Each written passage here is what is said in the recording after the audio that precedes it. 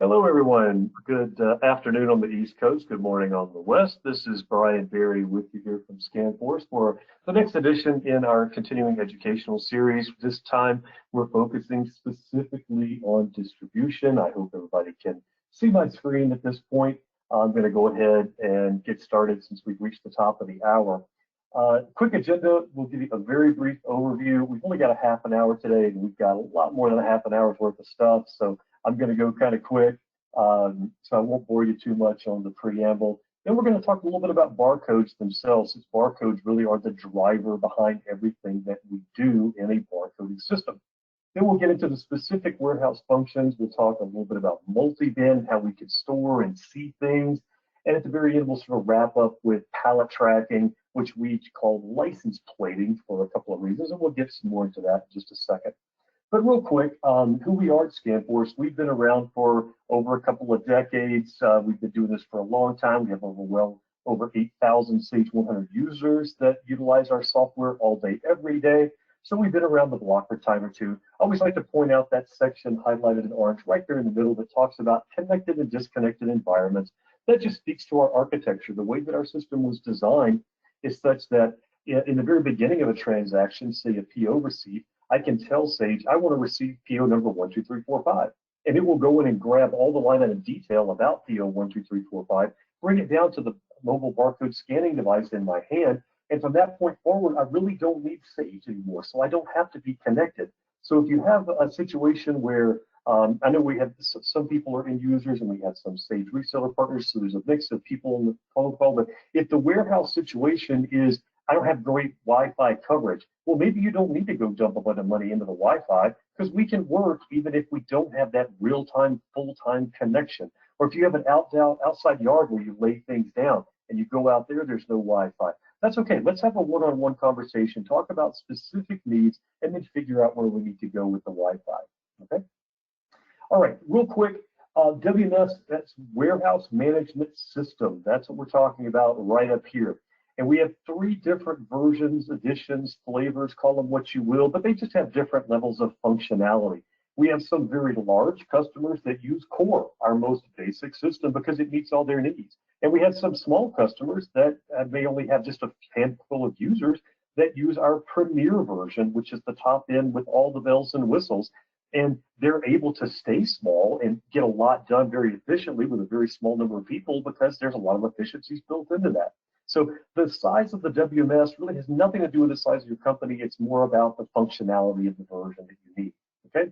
And down at the bottom, we do label printing, of course, at the receiving or manufacturing or when you're shipping, and we can print those with the touch of a button. It makes it very, very fast for your users to get labels on things, okay? And again, we're going to talk about barcoding in one second. Up the top right here, mobile sales. So if you want to have your salespeople, if they go out and visit customers, if they work at trade shows, if they have a counter sale environment, and they want to be able to enter sales orders on the fly, disconnected from a PC, we can do that from a tablet and still have access to all the inventory and pricing and customer information that they would have access to if they were on a PC actually connected to Sage. Lastly, we do have a full manufacturing suite, but today is just about distribution, so I won't talk too much about manufacturing today. Now, our system is built on speed. I hinted at architecture a moment ago. We did something called the Million Record Challenge years ago, where we loaded in 1 million records in Sage, and we said, go get this one unique specific piece of data, and it returned that in less than 0.03 seconds, and that's screaming fast, even in computer terms, okay? It's also designed to be very intuitive. I tell people all the time, we're not here to teach people in the warehouse how to receive things, how to unload trucks, how to pick things and load trucks. They know that. What we're going to do is give them a handheld application that says, what's the PO number? What's the item you want to receive? How many are there? And it makes it very simple for them to key that information in instead of scribbling it down on paper and then have paper that has to go back and forth and something falls behind the desk and interpreting chicken scratch handwriting. All that goes away because it's computer-based and it just flows directly into a batch in Sage very simply.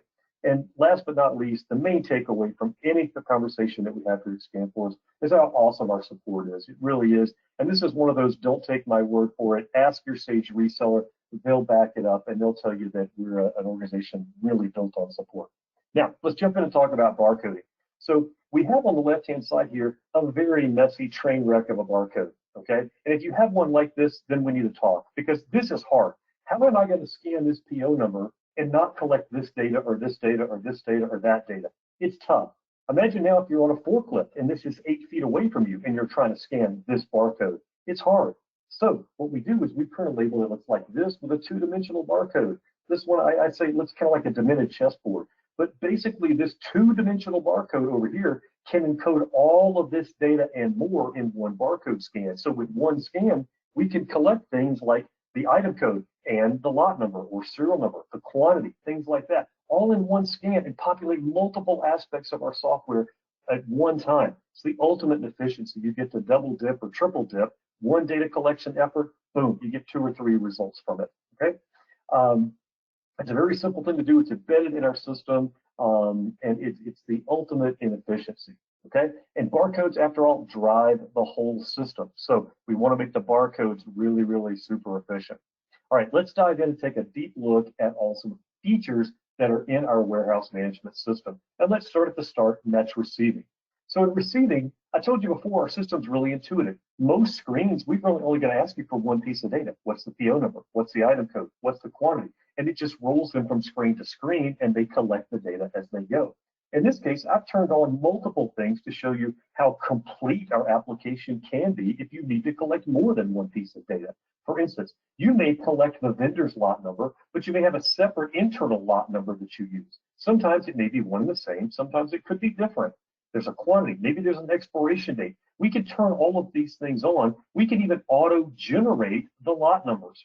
So we can keep a sequential counter behind the scenes, and we can put, for instance, a Julian date in the front, dash, and then a sequential counter. So when you look at an item, you'll know instantly the date that it was born in your system, be it a lot number or serial number. It'll have a Julian date in the front, and then a sequential counter in the back end to keep it all unique. Okay? So all this stuff, again, very, very automated, and we give real-time feedback to the user. So if they enter a quantity that doesn't match the PO, they get a message on the screen, and they can solve that problem right then and there. Just nip it in the bud before it ever becomes a problem in Sage. Let them correct it on the floor where they have access to all the information.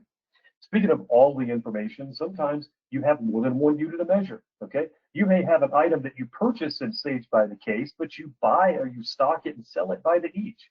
In that particular case, I can show case quantities, 10 cases, or this is a drop down, I can toggle it to each, and it'll do the math, and if there's a dozen in a case, it'll tell me there's 120 I need to receive.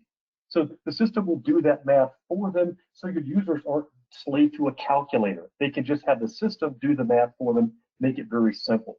Now, of course, we receive one PO at a time, but what if we want to receive more than one PO at a time? If you have a situation where a vendor may show you a truckload, it may have 10 purchase orders on there. Well, the same item, if it's real common, may exist on, say, 5 of those orders.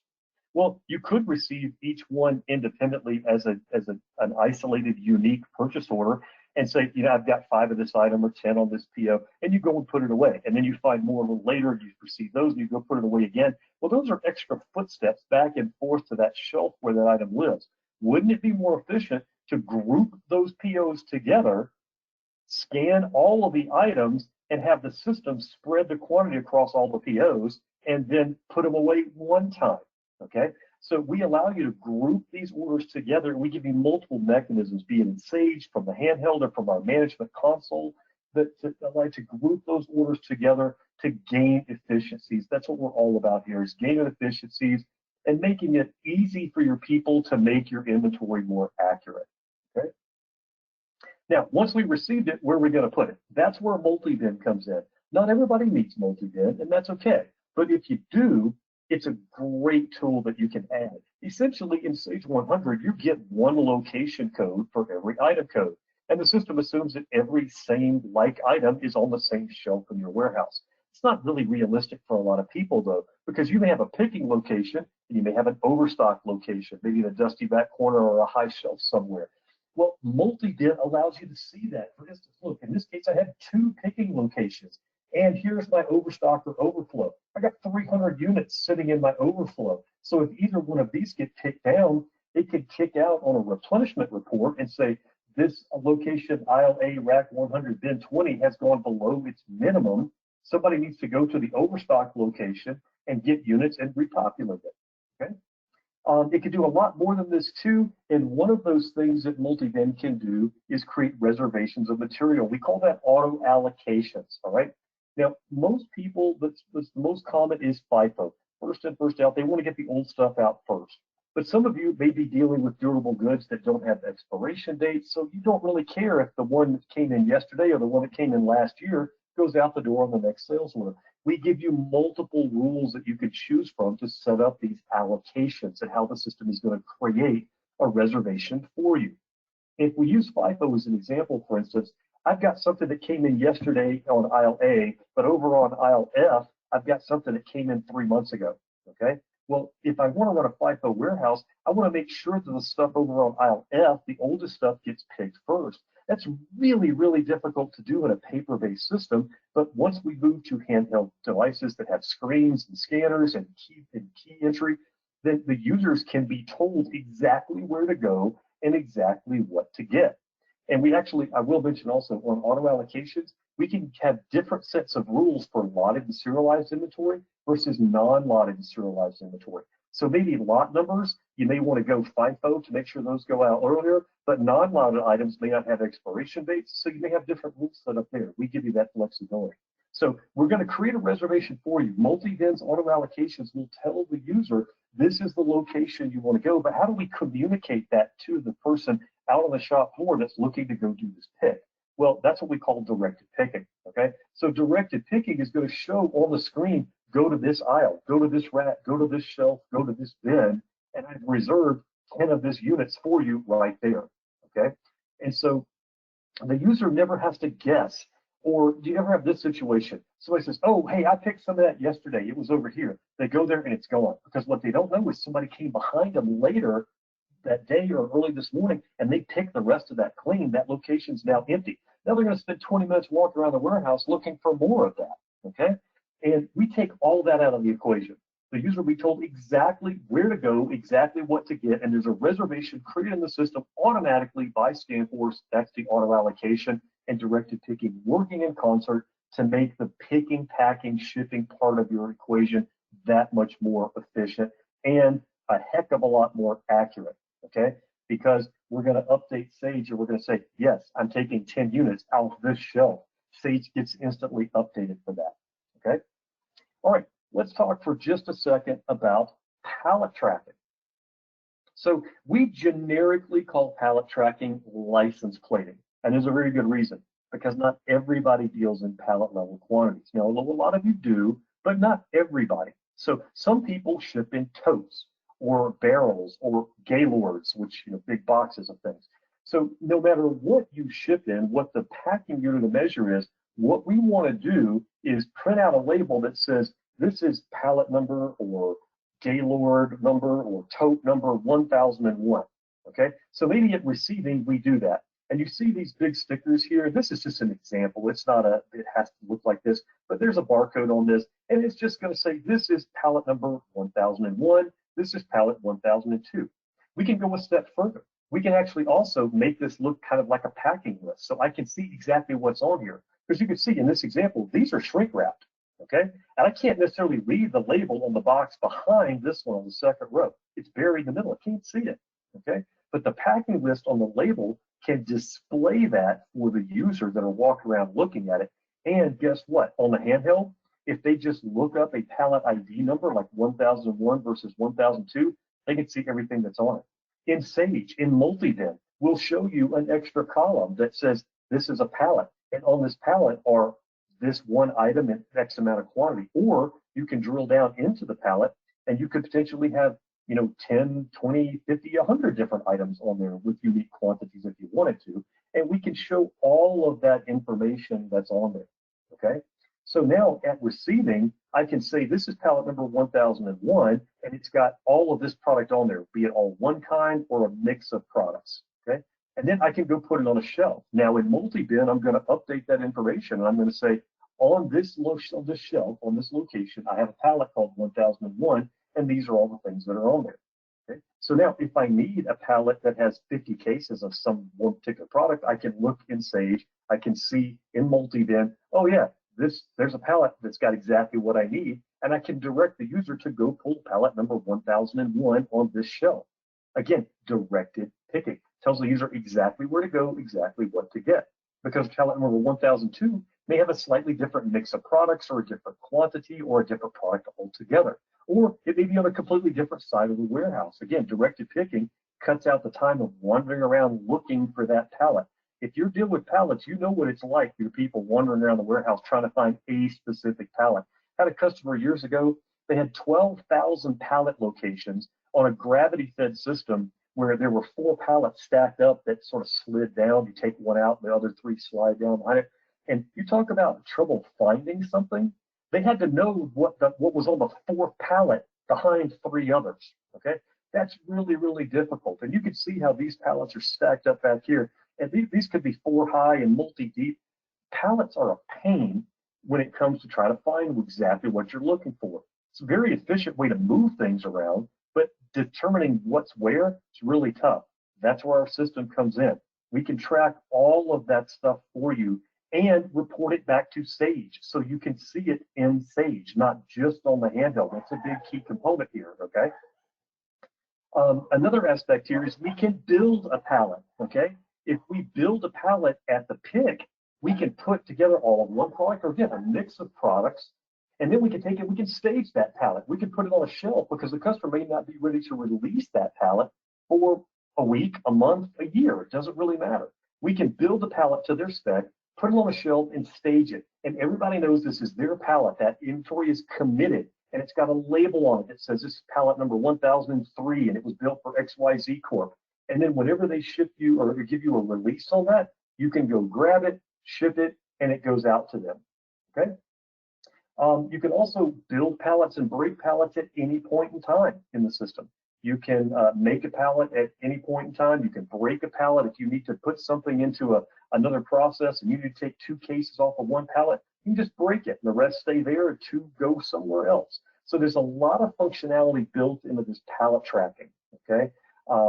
We can, if you do manufacturing as well, we can build pallets coming out of manufacturing. There's a lot of capability here, and I don't want to skimp on it. So if you do anything with pallets, whether it's at receiving or how you stock things or how you're going to pick and load and ship, then we need to have a one-on-one conversation. I want to hear your specific story, what your needs is, what your use case is, and then I can show you specifically on the screen exactly what our pallet tracking is capable of doing, okay?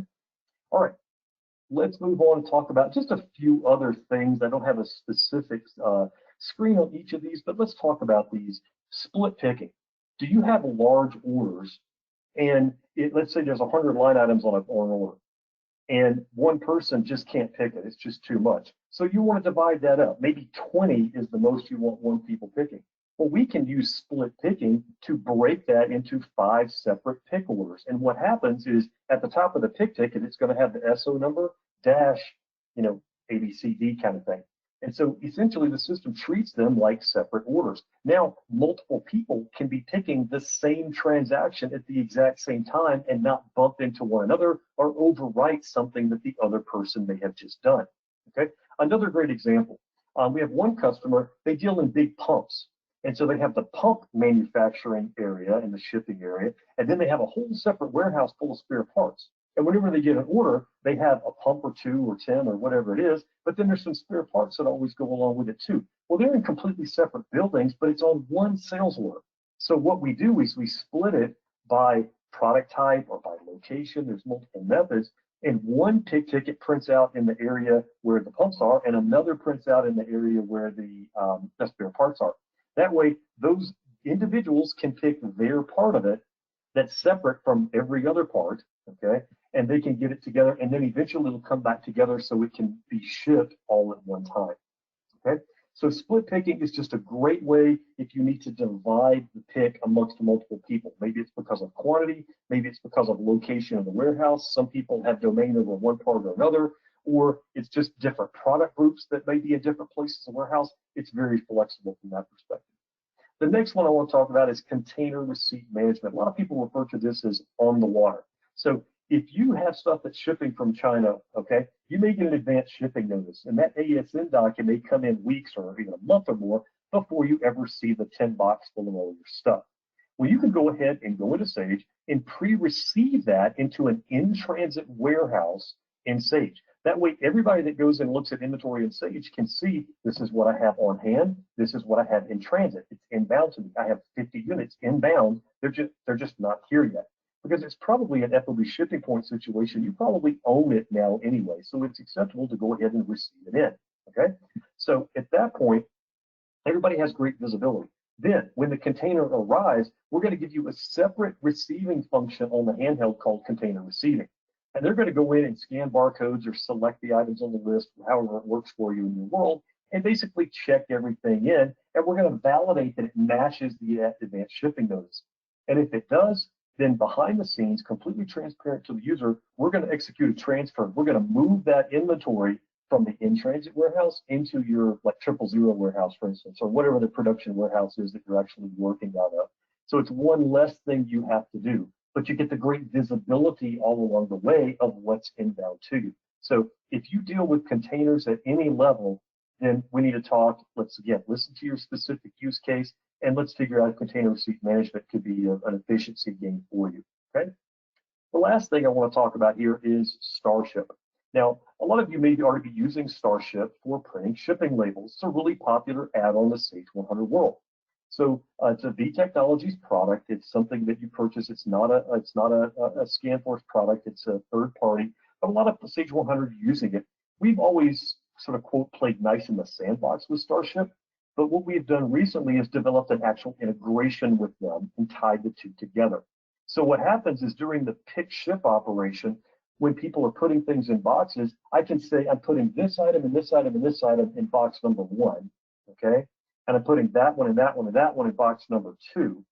And then I send a message from the handheld to Starship, okay? And it will instantly spit out my labels for me. Today, the way, or in the past, the way it always worked is you had to go to a PC, log into Starship, navigate through, find that order, and find the boxes, enter that information, the weight, the dimensions, all that jazz, and then hit the button and it would spit out. Okay, that's inefficient.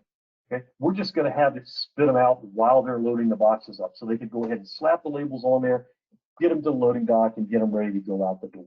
Okay, it's an extremely automated thing. If you're using Starship, this one is a no-brainer because it's just going to make your people so much faster and more efficient, and again, more accurate. And the data is going to flow back into shipping data entry in Sage, and you'll be able to see box 1, box 2, box 3, everything that was in it, and the tracking numbers. It all's linked together. It all flows back in. We're linked to Sage. Starship is linked to Sage. We'll talk to one another, and we're going to flow all that information back to give your users an even better experience than what they're used to. Okay, so we're not changing any of the information in Starship. We're just making it a lot more efficient to get the labels out and a lot more timely. Okay. Now, we don't keep information outside of Sage. We are directly integrated with Sage. We send information directly in and out of Sage. But we keep an after image, like a secondary image or a reminder of every transaction that happened on the handhelds. And we keep that in our management console. This is just a screenshot of the top half of that page.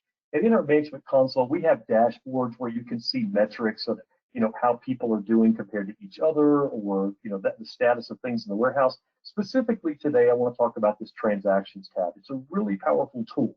You can see here, first of all, I have date and timestamp. I can see the actual handheld device the person was working on. Mine are always the same because it's a demo environment. I'm using just one device. The user, likewise, this is my SF ScanForce user that I use in my demo environment. But you can see your actual individual warehouse workers' names listed here. Okay. Look at the transaction time, shipping. There's that Starship integration we talked about, a physical count, a receiving, an inventory transfer. I can see everything that this person did on their handheld all day.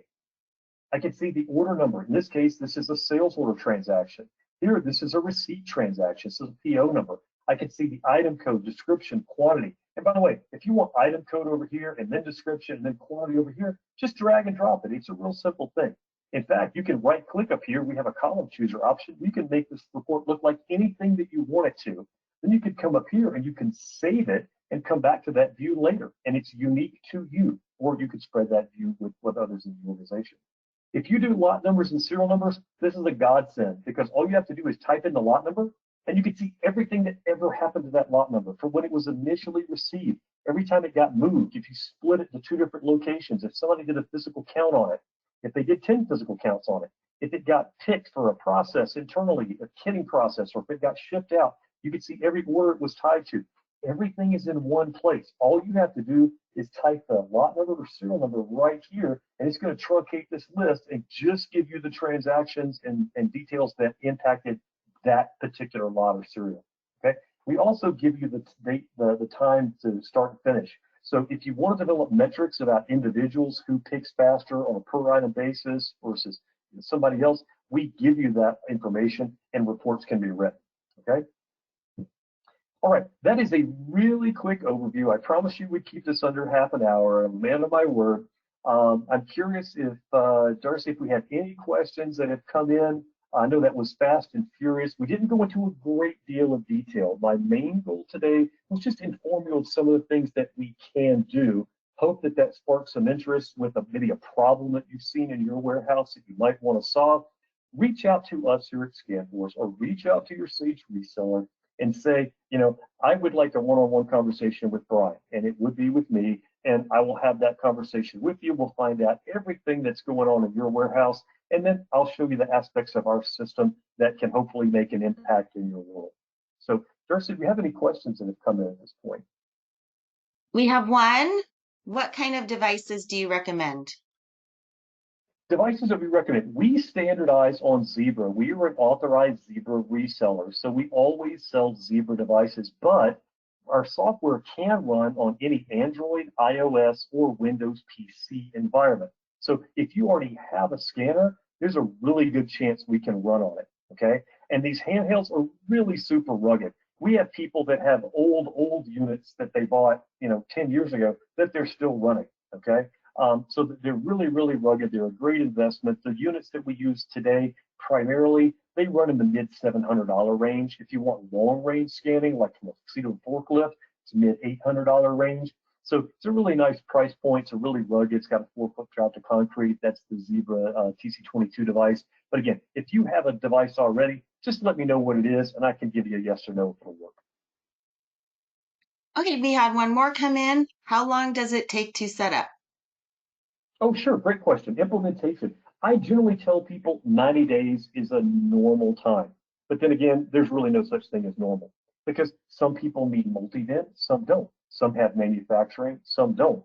Some want to do a 2-stage pick and pack and then ship process, where other people just want to pick and ship all at one time. So some people want to do the wave process where they group transactions together, other people don't. So there are simple implementations, there are more complex implementations, and of course they're going to take a little bit different amount of time. There's also the question of testing. How much testing do you want to do before you're ready to go live? So 90 days is a good round number, but our implementation team always tells me they'll never be the bottleneck. If you have a date, somebody yesterday said, I want to go live in February. You tell me when I need to start if I want to go live in mid-February. And so we're going to give them a date and say, let's have a kickoff meeting on this date, and we'll do everything we've got to do. So it varies greatly, but 90 days is a good benchmark. I'm not seeing any other questions. Okay, well, I am always here. Please use me as a resource.